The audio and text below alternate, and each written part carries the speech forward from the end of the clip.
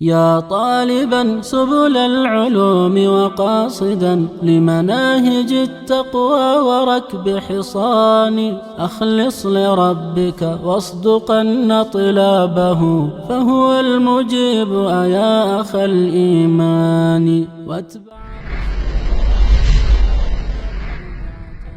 مآل ذي بدع إلى خسران وتزودن نوافلا وعي. السلام علیکم ورحمۃ اللہ وبرکاتہ۔ سوال ہے کہ بعض لوگ ناخن کاٹتے ہیں اور اس کے بعد اسے تراشتے ہیں، مثال اس کے کناروں کو گول کرتے ہیں، تو کیا یہ جائز ہے یا ناجائز ہے؟ کیونکہ کچھ لوگ کہتے ہیں کہ نبی کریم صلی اللہ علیہ وسلم نے فرمایا ہے کہ ناخن تراشنے والوں پر اللہ کی لعنت ہو۔ وعلیکم السلام ورحمۃ اللہ وبرکاتہ۔ نبی صلی اللہ علیہ وسلم نے ایسے لوگوں پر لعنت نہیں فرمائی، بلکہ ایسے لوگوں کو ایسا کرنے کا حکم آپ نے دیا ہے۔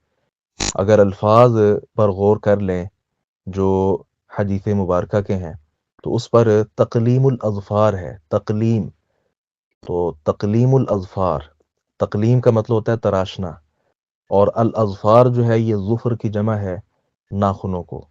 تو جو امور فطرت آپ صلی اللہ علیہ وسلم نے بیان فرمائے ہیں اس میں سے ایک ہے تقلیم الاظفار، ناخنوں کو تراشنا۔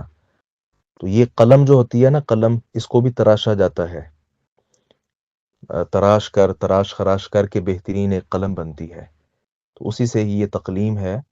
تو تقلیم الاظفار کا مطلب ہے ناخنوں کو تراشنا، لہذا ان کو، اس کے کناروں کو گول کرنا یا جو بھی، یہ بالکل جائز عمل ہے، اس پر کسی طرح کی آپ صلی اللہ علیہ وسلم نے لعنت نہیں کی، کسی کو سمجھنے میں غلطی لگی ہے۔ السلام علیکم ورحمۃ اللہ وبرکاتہ۔